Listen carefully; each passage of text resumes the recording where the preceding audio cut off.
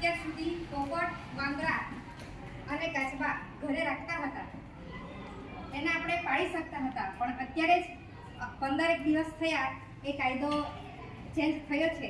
આપણે અત્યારે ઘરમાં વાંદરા, કાચબો અને પોપટ રાખી શકતા નથી. એમ આગળ હતું, પણ અત્યારે જે વાઇલ્ડ લાઈફ એટલે વન્યજીવ દયા પ્રેમીવાળાએ એ લોકોએ આંદોલન કર્યું કે આ જે વન્ય પ્રાણી છે એમના માટે બી આપણે કશું કરીએ એમ.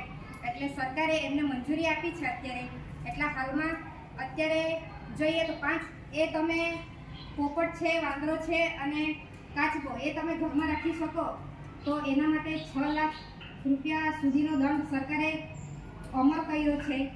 અને 6 મહિના સુધીની તમે જેલ પણ થઈ શકે અને તમને જામીન મળી શકે નહીં. એટલે એ તમારે ખાસ ધ્યાન રાખવાનું.